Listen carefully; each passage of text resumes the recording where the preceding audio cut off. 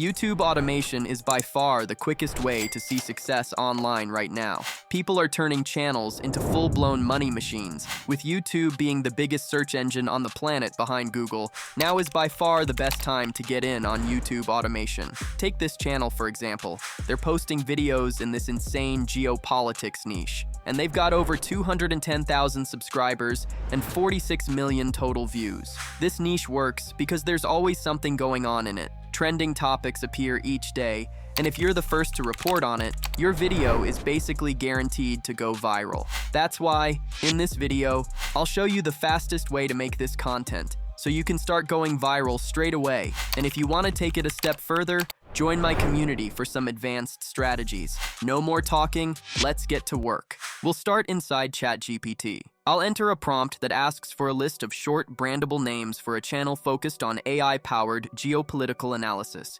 taking inspiration from successful channels like PPR Mundi. The reason we aim for short, professional names is to build instant authority. In a few seconds, it'll give us options like Geo AI, the AI Diplomat, or Global Insight. We won't just pick the first one though. We'll picture how it sounds when said out loud. Something like, "Welcome back to Geo AI." If it feels clunky, we'll move on. Short and memorable always wins. Once we've picked one we like, that'll be our channel name. If you want these prompts for yourself, they'll be in my free Telegram. Link in description. Next, we'll go ahead and generate a logo. We don't need to hire anyone. DALL-E inside ChatGPT will do the heavy lifting. I'll type in a prompt that asks for a minimalist design with a geopolitical symbol, a stylized globe, a compass, or a map with circuit board patterns. Why minimalist? Because your logo will most often be seen as a tiny circle on a phone screen. A complex logo will just look like a blurry mess. A simple, bold icon is far more effective. In seconds, we'll have a handful of variations.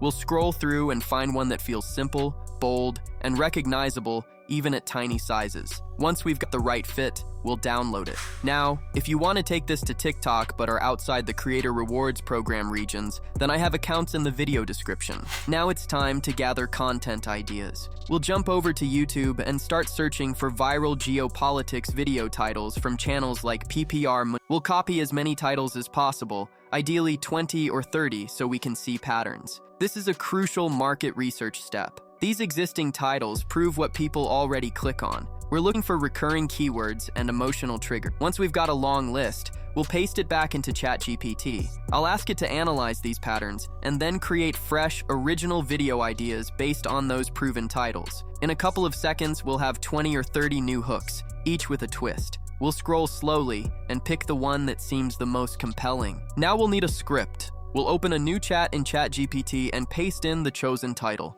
I'll enter a prompt that tells it to write a 1,000 to 1 to 200 word YouTube script in a clear, authoritative documentary style. Within seconds, we'll have a complete draft. But we won't just copy it blindly. We'll read it out loud to ensure it sounds natural. To make the start stronger, we'll ask ChatGPT for a few alternative hooks and swap in the best one. The first 30 seconds are non-negotiable. They have to be perfect. Once the script feels ready, we'll head into 11 Labs to create the narration. We'll paste in the text, and for this kind of niche, we'll lean towards something clear, authoritative, and trustworthy. Nothing too emotional. The voice needs to sound like an expert to build credibility with your audience. I recommend filtering for narration voices, as they are trained for this exact style. After previewing a few, we'll select the one that has the most gravitas. Before generating, you can also adjust the voice settings. A slightly lower stability can add more inflection, but for a news report, a higher stability often sounds more professional and consistent. Once it feels smooth and professional, we'll generate the voiceover and download the final file. With narration ready, we'll turn to visuals. We'll open Envato Elements, or Pexels if we want the free option, and we'll start matching footage to the script line by line. This is where you become a filmmaker. Don't just search for the obvious keywords. If the script mentions economic power, think visually. Search for stock market data, shipping containers, or gleaming skyscrapers. The goal is to find cinematic, high-quality clips that elevate the narration. If it talks about a specific country, find footage that captures its unique feel. We'll always download extra clips so we don't run out of B-roll late. To stay organized, we'll sort the clips into folders based on the topics in our script. While we're still on Envato, we'll also find background music. We'll search for subtle, atmospheric tracks like suspenseful drone or news analysis bed. The music should create a mood, not distract from the voiceover. We'll preview a few, pick one or two that work, and download them. The license covers YouTube, so there's no need to stress about copyright issues down the line. Here's something most creators don't realize. You can do all of this: script, voiceover, editing, and still end up with no income if you're only focused on views. That's where my private community, Wi-Fi Uni, makes the difference. Inside, we've built a space where creators share proven systems, resources, and strategies for turning those views into real revenue. It's not about guessing what might work. It's about surrounding yourself with people who are already building the same kind of channels and learning from each other. That's what takes a project from hobby level to sustainable income. Now it's time to edit. We'll open CapCut and create a new project. First, we'll import the 11 Labs narration and drop it onto the timeline. This is the professional workflow, audio first. The narration is the backbone of our story. The visuals serve the audio. Now we'll zoom in on the audio waveform. To keep the pacing tight and engaging, we need to remove the dead air between sentences. To do this, press B on your keyboard to bring up the splitting tool. Move your playhead and cut either side of the dead air. Now press A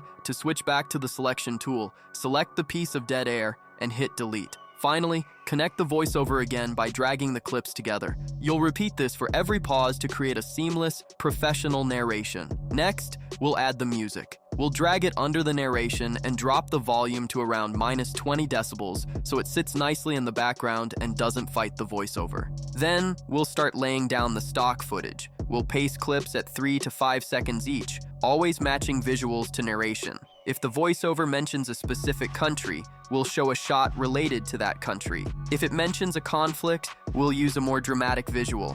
This audio-visual sync is what makes the video feel cohesive and professional. Once all the clips are down, we'll generate captions. In CapCut, we'll click text, then auto captions, and let it transcribe everything. We'll adjust the font to something clean and bold, like Montserrat, and position them low on the screen. Captions are crucial for viewer retention. Now it's time to polish. We'll add black noise, a subtle film grain that makes digital stock footage feel more cinematic and less sterile. We'll then layer an adjustment track over everything and tweak brightness, contrast, and color so all the clips match. Without this color correction step, the video looks like a mix of random sources. With it, everything feels unified and professional. At this point, we'll watch the whole video back from start to finish. We'll check that pacing feels right and the music isn't too loud. If a section drags, we'll trim it tighter. Once it all feels smooth, we'll be ready to export. Today, we're looking at a sudden disruption in the global economy. Major retailers in the United States are facing empty shelves,